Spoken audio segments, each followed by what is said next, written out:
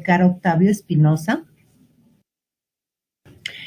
que nos va a hablar de las adicciones en crisis. Y antes de comenzar, pues me gustaría leerles una reseña del maestro para que lo conozcan un poquito más. Y terminando de la reseña, les comento cómo estará nuestra dinámica el día de hoy. El maestro Edgar Octavio Espinosa es licenciado en Psicología por la UNAM. Actualmente colabora en la Comisión Nacional de Derechos Humanos. Estuvo trabajando en el órgano administrativo desconcentrado Prevención y Readaptación Social en la subdirección técnica. También estuvo en la Comisión Nacional de Seguridad Pública.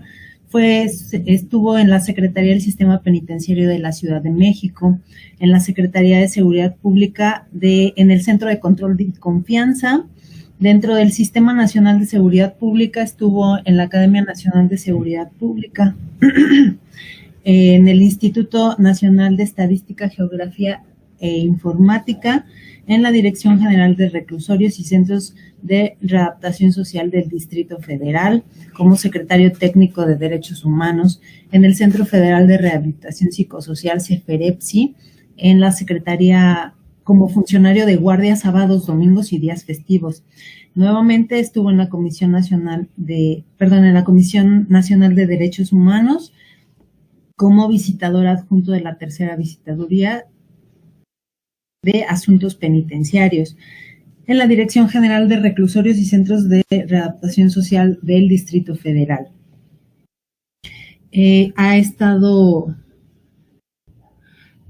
Ha sido profesor docente en el Instituto Universitario Mexicano de Derechos Humanos, en el Instituto de Capacitación Penitenciaria del Distrito Federal, el Instituto Mexicano de Prevención de la Delincuencia e Investigación Penitenciaria y en el Colegio de Policía y Tránsito del Estado de México. Bueno, pues el maestro Edgar Octavio se ha desarrollado dentro del sistema penitenciario y dentro de los derechos humanos. Así que escuchemos lo que nos tiene que compartir el día de hoy.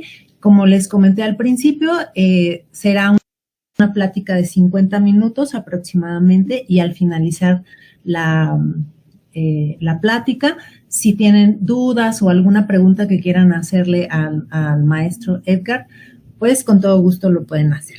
Bueno, pues sin más, le doy la palabra, profesor. Buenos días. ¿Podemos ver la siguiente diapositiva? Bueno, empecemos. Todos tenemos una serie de amenazas todos los días. Para algunos pueden resultar unas amenazas muy simples, que para la persona que lo padece es una fuente de sufrimiento muy, muy grande. Y bueno, aquí les enlisto las primeras que se me ocurrieron: una pandemia, la parálisis de la economía, la violencia contra las mujeres, la inseguridad pública, apocalipsis zombie, padecer una enfermedad mortal terminal, y así nos vamos, hasta incluso que llegaran los extraterrestres a colonizarnos. Pueden ser cosas muy tangibles como la muerte de un ser querido, o cosas que son una transición que nos produce un estrés, una jubilación, un cambio de casa, una pérdida de empleo. Estas situaciones nos provocan, dependiendo de la gravedad o de dónde provengan, porque puede ser una amenaza natural, pero cuando es un ser humano o son otros seres humanos los que nos provocan o nos inducen a esta situación, la carga de estrés es mayor. Podemos ver la que sigue ya después de esta. La que sigue, por favor. ¿O ya no me oyen? ¿Preguntas? Bueno, la definición rápida de crisis y de diccionario es un cambio traumático en la vida de las personas. ¿Sí, Vanessa? Bueno. Las crisis, que son un cambio brusco, muy bien. violento muchas veces, muy bien, gracias. Una situación social inestable o peligrosa, todas, al final de cuentas, nos pueden provocar ansiedad y depresión. Dependiendo de la que sigue, por favor. Dependiendo de la carga que nos genera esta ansiedad y nuestros antecedentes y bueno, nuestra historia y, por decirlo de otra manera, nuestra patología personal, vamos a reaccionar con mayor o menor intensidad hacia estos estímulos traumáticos. Bien, todo esto nos conduce a un trastorno por estrés postraumático, tal como lo define el DSM-4, que tiene, primero que nada, una respuesta de conductas de tipo obsesivo-compulsivo, que son actos, que sean las obsesiones, pensamientos que se repiten y se repiten y se repiten, como nos ha pasado tantas veces, esas noches que despertamos y estamos dando vueltas a si le compramos la comida o no al gato, o si no tenemos para pagar la mensualidad de la tarjeta de crédito, que no nos dejan dormir. Y las compulsiones son actos, son el revisar que esté bien cerrada la puerta. La persona que ha sufrido un trauma, por lo general se lava recurrentemente las manos, los dientes, cuida su aspecto, revisa su olor personal. Pueden ser infinidad de cosas, pero son en cuanto a comportamientos.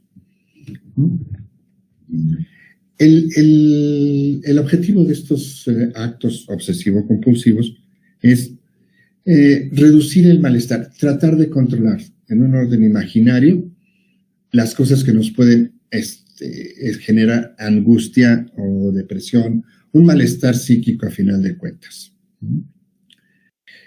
Este tipo de respuestas generalmente alteran la vinculación de la persona a su sociedad y terminan por dedicarle excesivo tiempo a estas ideas o a estas conductas que impiden que entren en un contacto más o menos regular y sano con su entorno. Vemos la que sigue, por favor. Gracias. Bueno, esto responde con temores, desesperanza, horrores internos. Es las pesadillas, estar angustiados de mucho, constantemente, temor e incluso hasta sensación de muerte inminente, cuando estamos en casos muy, muy extremos. Cuando esta persona ha sufrido un trauma muy persistente o muy intenso, empieza a revivir constantemente esta situación, la reexperimenta de muchas maneras y puede presentarse a través de eventos que aparentemente no tienen que ver, pero se asociaron en ese momento como parte del trauma. Yo les recordaría, por ejemplo, el caso de los que hayan visto Naranja Mecánica, el caso de Alex, cuando está siendo torturado, que le llaman tratamiento, en el fondo de una película que está viendo sobre campos de concentración, hay música de Johann, ¿no es cierto? Es otro alemán, de Ludwig van Beethoven, la Novena Sinfonía. Y a partir de ese entonces, el trauma está ligado a la música de Beethoven. Y esa música le recuerda y le produce el sufrimiento que le producía el tratamiento que recibió. Así ocurre realmente con todas las personas que han tenido un acontecimiento traumático.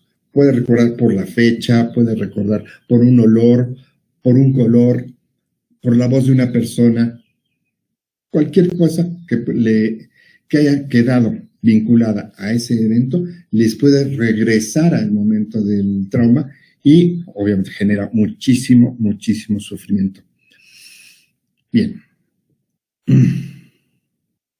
Obviamente, como veíamos, este tipo de comportamiento les impide tener una vinculación social, digamos, adecuada. Vemos la que sigue, por favor.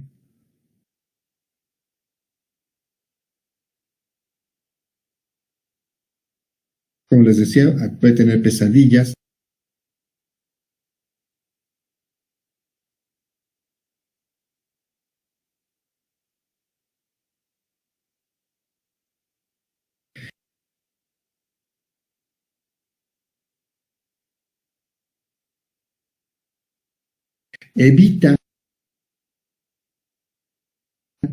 Empieza a evitar estos o de sistemática esas ideas de temor que se perdió. Bueno, la que sigue, por favor.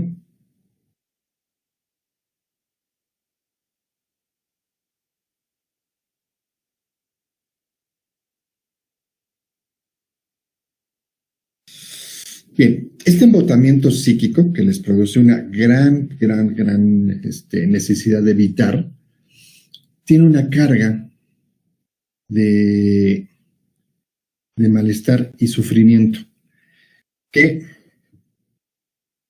está vinculada a conductas que les impiden estar en su entorno de manera funcional, con disminución de interés por actividades que antes les resultaban gratificantes, una despersonalización o enfriamiento de emociones, disminución, no pueden volver a sentir intimidad, ternura, la sexualidad decae, una sensación de futuro desoladores, no puedo volver a reconstruir mi vida, nunca me voy a volver a enamorar.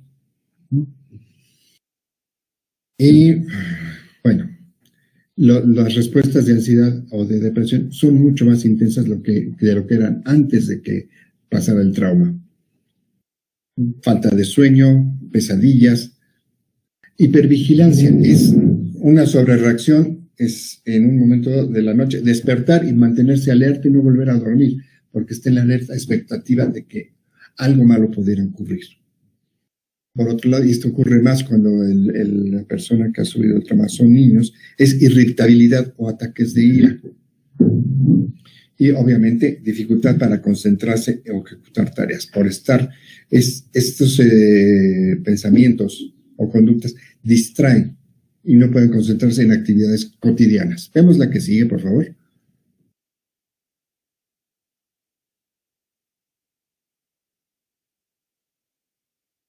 Bien. La resiliencia. La resiliencia se toma de la metalurgia, curiosamente en Europa, resiliencia se le llama a la capacidad de algunos materiales, sobre todo en metalurgia. El ejemplo es un resorte. Cuando un resorte lo apachurramos y lo relajamos, recupera su forma. A esa capacidad del resorte de comprimirse y expandirse y recuperar su forma se le conoce en metalurgia como resiliencia.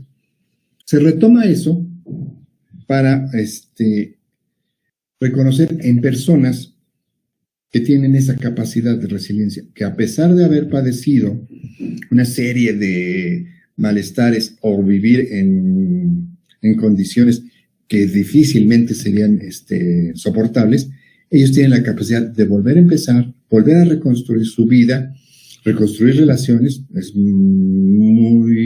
recomiendo el libro de Viktor Frankl, El hombre en busca de sentido. Es un proceso de resiliencia el que él describe en su libro. Realmente es entre libro teórico, novela y autobiografía, que nos habla de un proceso de resiliencia en el que él se reconstruye, pierde a su esposa, pierde su libertad, vive en un campo de concentración, condiciones de salud muy malas, y aún así recupera su vida. Obviamente, en cuanto a estas condiciones no se logran, bueno, se logran, pero no como hubieran sido en otras condiciones. La gente queda marcada. Vemos la que sigue, por favor.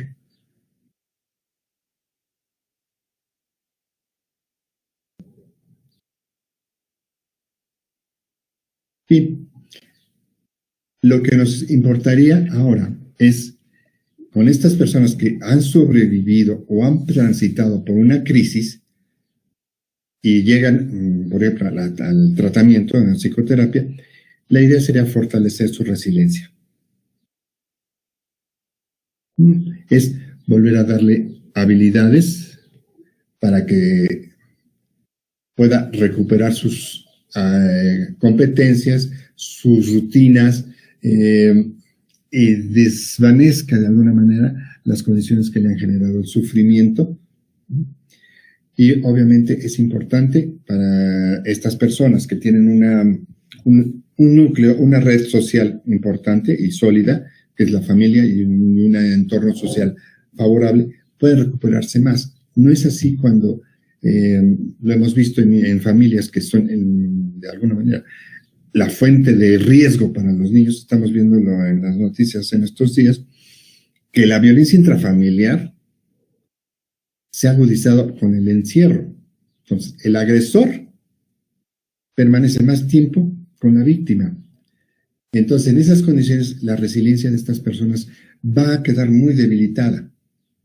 Cuando es, por el contrario, una familia, una pareja, un entorno social que proveen soporte, apoyo y protección, tenemos una posibilidad de resiliencia mucho más exitosa que de otra manera. Vemos la que sigue.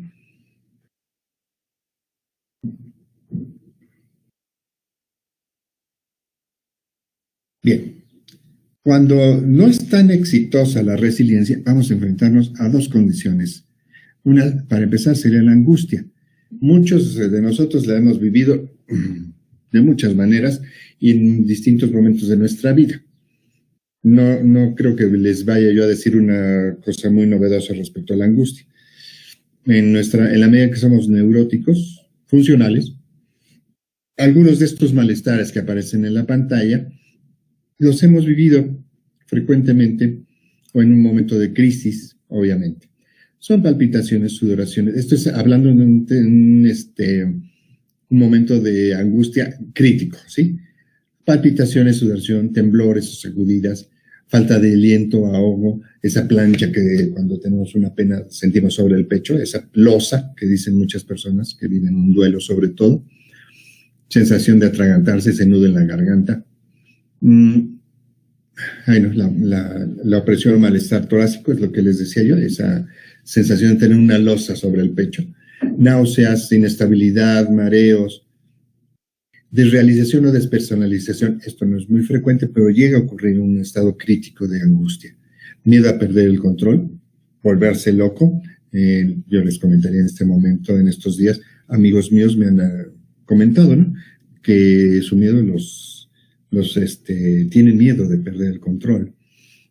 Otros miedo a morir. Parestesias, escalofríos o sofocación. Parestesias es como adormecimiento de las extremidades, pies, piernas, manos, brazos. Con que tengan 4 de estos síntomas, estamos hablando de un proceso de angustia. Vemos la que sigue, por favor.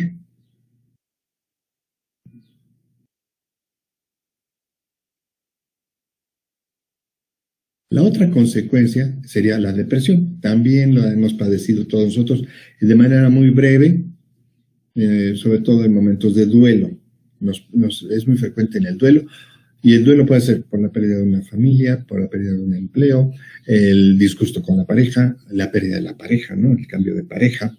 Y bien, es obviamente una tristeza muy palpable, muy tangible. Se pierde interés y placer por todas las actividades. En el caso de los niños o adolescentes puede presentarse como irritabilidad e ira, reacciones iracundas de los jovencitos cuando están en un estado de depresión. Bien, como sigue en la diapositiva, lo más frecuente es tener al menos 4 de estos síntomas para considerar que tenemos una depresión. Cambios de apetito o peso, cambios de sueño, baja de actividad psicomotora, falta de energía, una astenia muy, muy marcada, ganas de no quiero hacer nada, no me baño, no me cambio de ropa, sentimientos de infravaloración o culpa, dificultad para pensar o tomar decisiones, y pensamientos recurrentes, ya en casos muy graves, de muerte o ideación suicida. Aquí es donde debemos tener mucho cuidado. La que sigue, por favor. ¿Otra? Bien. Sobre este antecedente que les he venido comentando. No, la anterior, por favor.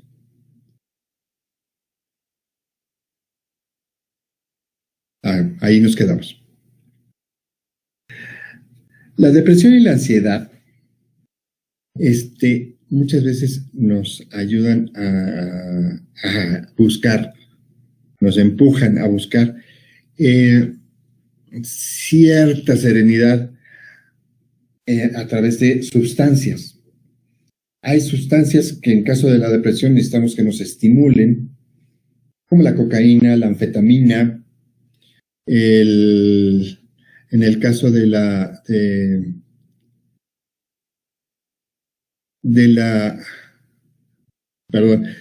ansiedad, necesitamos relajantes como marihuana, alcohol, benzodiazepina, el Valium.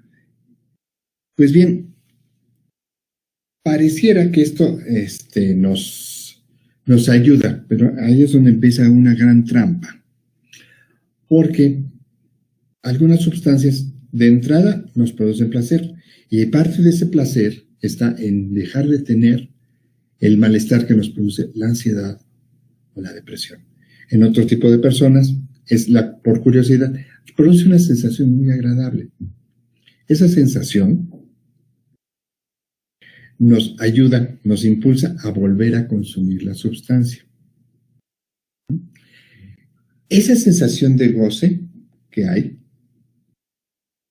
está determinada por la dopamina. La dopamina es una sustancia que actúa a nivel del sistema límbico del cerebro, que es el sistema de recompensa, es sentirnos bien. Cuando le hacemos un buen trabajo, cuando tenemos un orgasmo, cuando comemos muy sabroso o comemos después de andar en la calle y no haber comido nada, con mucha hambre, hay un plus, hay un goce. Y nuestro cuerpo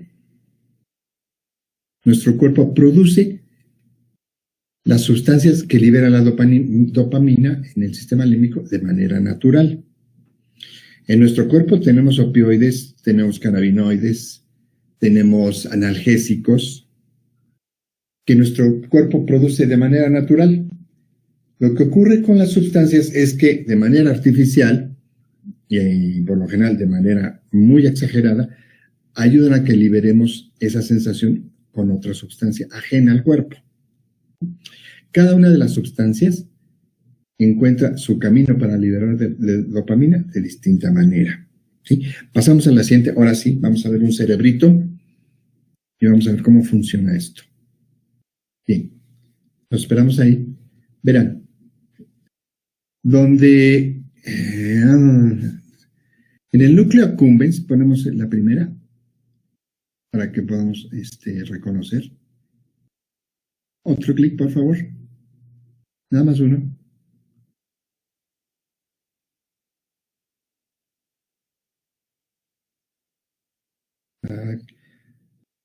Uno más. No ha pasado nada.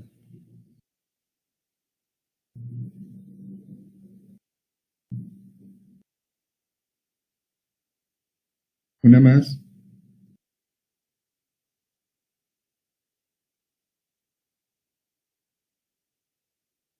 Bueno, ahí. Bueno, en el lóbulo frontal, abajito, sí, espero que tengan alguna noción de neuroanatomía. La que sigue, bueno, núcleo accumbens es donde se produce todas las sustancias. Ya nos pasamos. Bueno, ahí lo dejamos. Bien, se los platico. En el sistema límbico, que está por debajo de los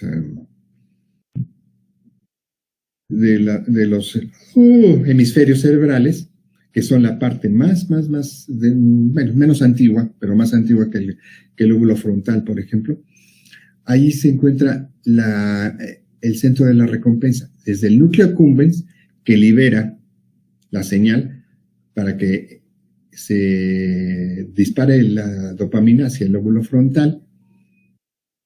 Y bien, todos la que sigue, entonces, todos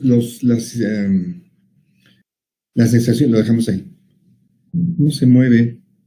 Según esto tenía movimiento. Bueno, se los platico porque ven, ahí tendríamos ¿cómo es que el núcleo accumbens envía la señal al lóbulo frontal para que libere dopamina y haya una sensación de gratificación, de goce? Bien, es a través de mensajes electroquímicos que se dan entre neurona y neurona. En la imagen estamos viendo una línea porque esto a final de cuentas en la realidad es una red. Todas las neuronas están interconectadas de alguna manera, pero bien, sigamos nada más aquí. Ven, las líneas rojas, los cuadritos, rectángulos rojos, es la línea que seguiría un estímulo de una neurona a otra para llevar un mensaje. En lo que está en el tema que nos toca es ver si está liberando dopamina hacia el lóbulo frontal. Bien, la que sigue, por favor. Bien, ya aquí más acotado en cuanto a lo que ocurre entre neurona y neurona, vemos que una neurona presináptica, que es por donde viene la señal, en su extremo tiene una extensión que se llama axón y que está tratando de conectar con la neurona siguiente, una neurona postsináptica. La que sigue, por favor.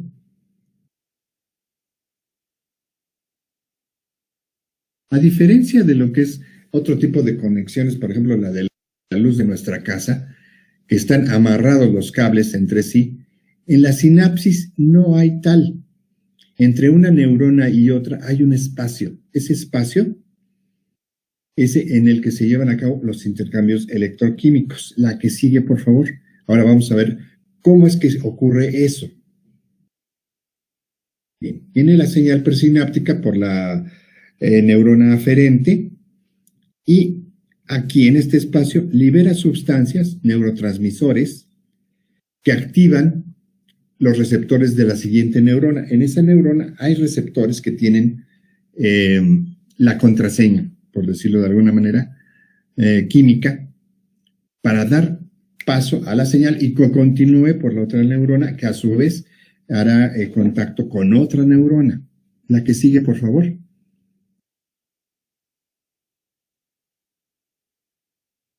Bien. El neurotransmisor viene de la neurona aferente, la de arriba, y libera una sustancia química que hace que embona con un receptor que tiene una concordancia, una coherencia con esa sustancia, con ese neurotransmisor. En el momento en que ese neurotransmisor entra en ese receptor, el receptor dispara la señal hacia el otro extremo de la neurona. La que sigue, por favor. Bien, ¿qué ocurre cuando tenemos neurotransmisores chafas, por decirlo, fake neurotransmisores? En la izquierda vemos cuando ese neurotransmisor es el efectivo, es el que corresponde, encaja químicamente con el receptor y dispara la señal. Cuando tenemos neurotransmisores que no son o que no corresponden, pero se parecen,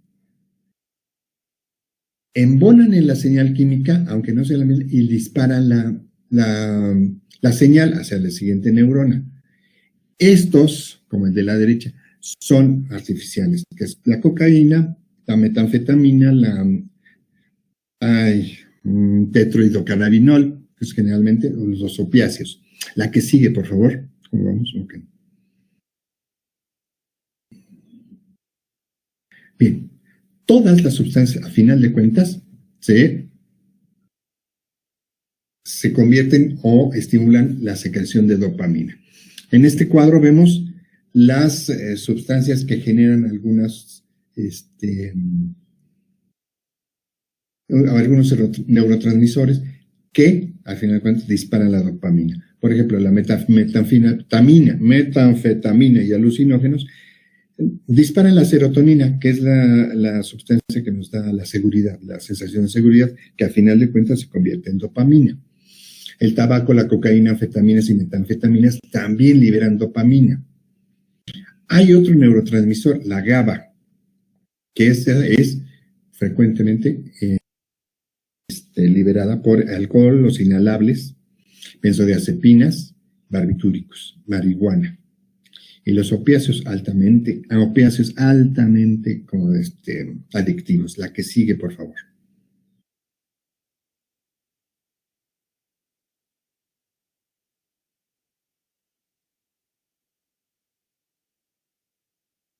Bueno, este es un homenaje al álbum blanco de los Beatles, que se me fue, pero ahorita viene la siguiente.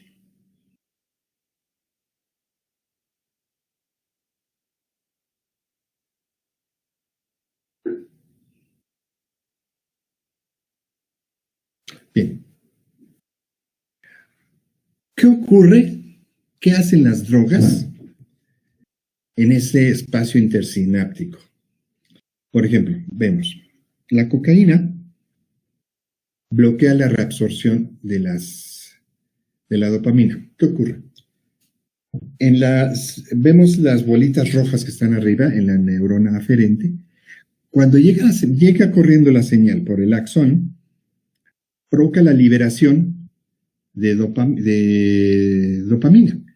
Esa estimula los receptores de la siguiente neurona.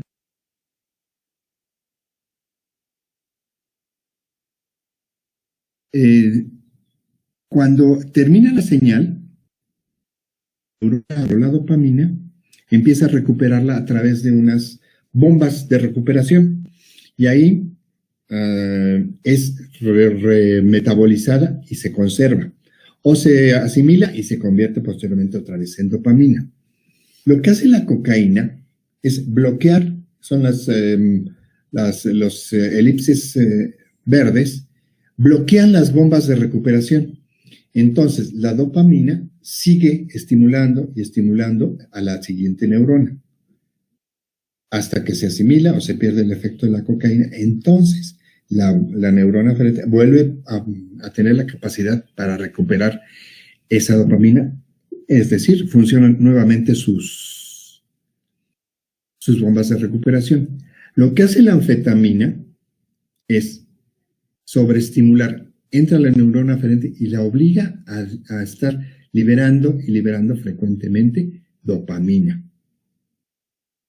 Entonces el efecto de recaptura, las bombas de recaptura se saturan y no tienen capacidad para recuperar esa dopamina que está fluyendo entre ambas neuronas. Ahora, en el caso del cigarro, bueno, si nos vamos con todos, vamos a encontrar cada una funciona a su manera.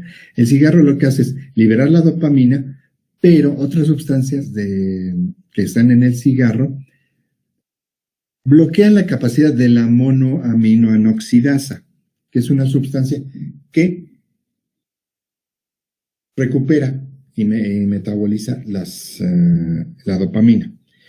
La nicotina lo que hace es bloquear la actividad de la monoaminoxidasa, el MAO, para irnos más rápido, y no permite que se recupere y sigue la estimulación dentro de las neuronas y sus receptores. La que sigue, por favor.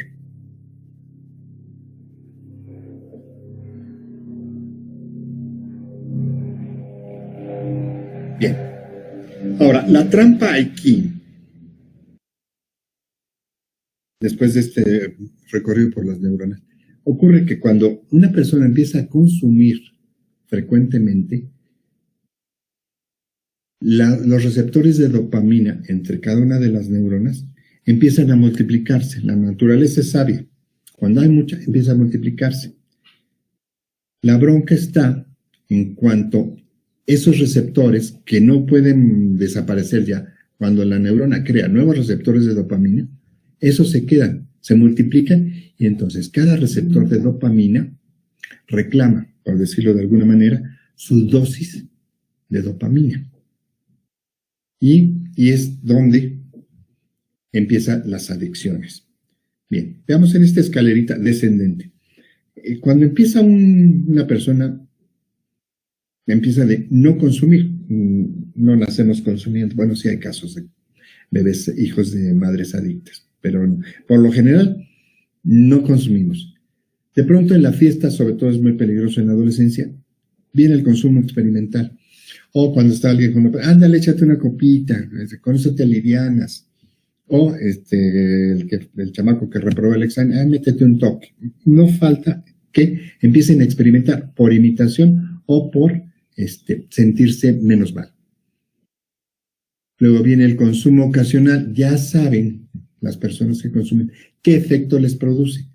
Las personas ansiosas saben que con una media pastillita de diazepam se sienten menos mal y empiezan a consumirla. Ya están buscando un efecto a provocar por la sustancia.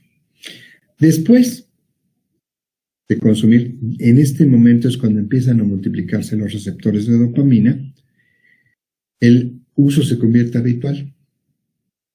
Es el alcohólico, o bueno, la persona que consume alcohol y que empieza a consumir la copita al salir del trabajo o los fines de semana, se embriaga y el resto de la semana es relativamente funcional.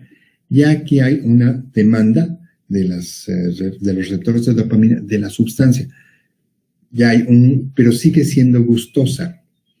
Después, cuando ya están muy, muy consolidadas los receptores de dopamina, empiezan a generar un malestar. Es lo que se conoce como síndrome de supresión. Necesitan la sustancia. Las personas ya no consumen la sustancia para sentirse bien, sino para ahora no sentirse mal porque no han consumido. Aquí es el punto en donde ya el riesgo es altísimo, ya la intervención va a ser de otro nivel, y si esta persona sigue consumiendo, no hay un control, no hay una intervención, no hay un apoyo, se convierte en drogodependiente y en adicción. Ya no hay control sobre el consumo y sus actividades, sus acciones y tiempo están dedicados a la sustancia. La que sigue, por favor.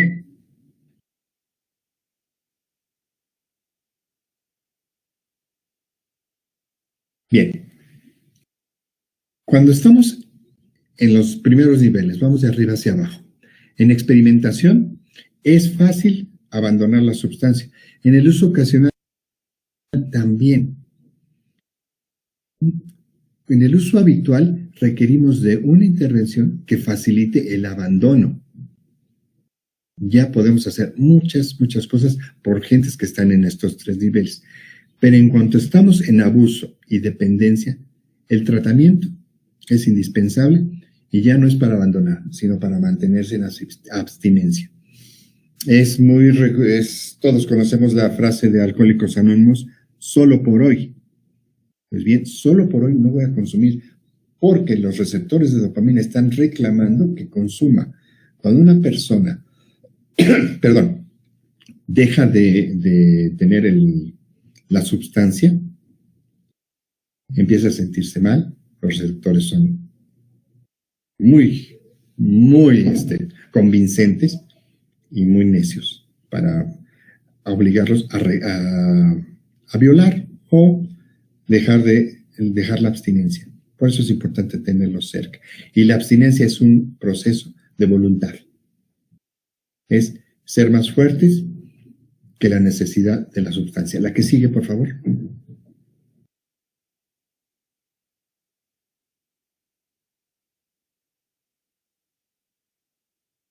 Bien.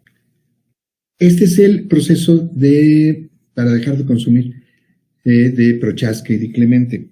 Ellos diseñaron este laberinto.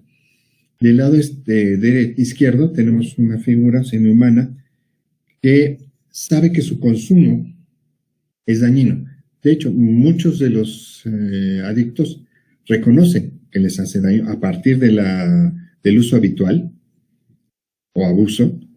Entonces, tienen interés en dejar de consumir. Entra a este laberinto y empieza a pensar que puede dejar. Sigue en su camino, ahora empieza a tomar fuerza para tomar la decisión y lo intenta. ¿Sí? Vuelve deja de salir y se siente libre, ya hay una abstinencia. Pero todos los estímulos relacionados con la sustancia pueden hacerlo flaquear. El síndrome de supresión en algunas sustancias es muy intenso y regresa otra vez al laberinto. Y es donde la intervención debe ser todavía más acuciosa. Muchas gentes decaen en su intención de ser, mantenerse en abstinencia, porque recaen. Todos, lo tengamos presente, todas las personas que intentan dejar una sustancia recaen. Y cambian de técnica, cambian de modelo, si no van a Alcohólicos Anónimos, van a Montefénix o van al anexo o van al psiquiatra, o como sea, y empiezan a recorrer o en el mismo sentido a caminar respecto a la modalidad de tratamiento que pueden seguir. Mucha gente también rechaza a estas personas porque recaen, cuando en realidad es el punto donde la emocionalidad de estas personas que han recaído es receptiva al tratamiento. Es un momento óptimo para retomar el tratamiento. Alcohólicos Anónimos habla mucho de que cuando haya duda o una recaída, es regresar al grupo para escuchar y volver a tener la fuerza para mantenerse en abstinencia. La recaída no es necesariamente un fracaso. Hay una debilidad, pero es un momento en que se puede fortalecer la resiliencia de la persona adicta. La que sigue, por favor.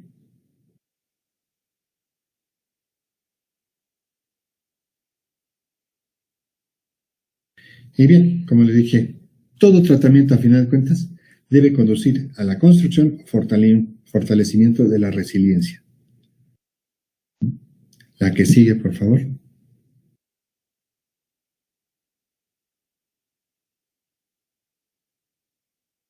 Bien, esto lo dejo aquí para el grupo. Para AA, Alcohólicos Anónimos, esto es su Biblia, son los pasos que deben seguir para poder mantenerse en abstinencia. Curiosamente, todos los tratamientos de atención a adicciones, tarde o temprano, recurren a este proceso, a esta progresión de actitudes frente a la sustancia. En su momento esto solo se aplicaba al alcohol. De hecho, algunos grupos de AA no admitían personas con otro tipo de adicción que no fuera la de alcohol. Y con el tiempo han considerado recibir en sus grupos gentes que sean adictas a otras sustancias. La que sigue, por favor, y la que sigue.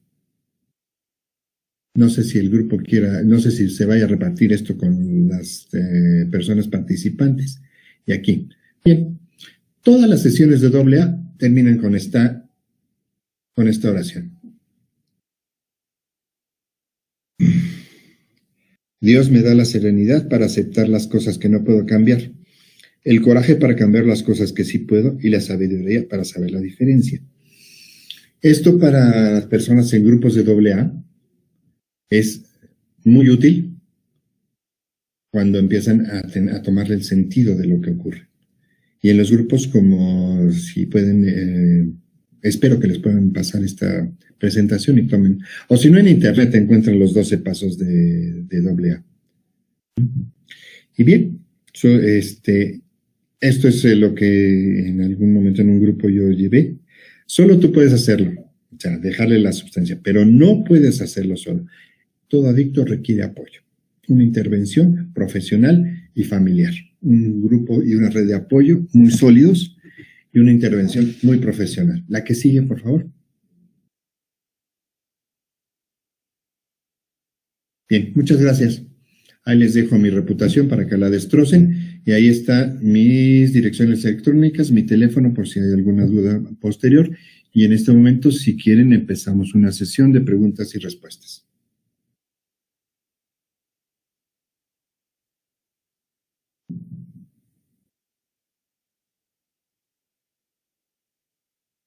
Bueno, pues muchísimas gracias al maestro Octavio. Bien decía nuestra directora Nayeli Lomelí, es un gusto tenerlo aquí con nosotros y parte de la filosofía de la de la asociación, bueno, pues es esto, dar a conocer estos trabajos que realizan los diferentes colegas, pero sobre todo también sensibilizarnos sobre la importancia de brindar atención muy puntual a este tipo de situaciones que sin duda estamos viviendo durante esta situación internacional que es la pandemia, ¿no? Entonces, bueno, no sé quién desee realizar cuestionarios.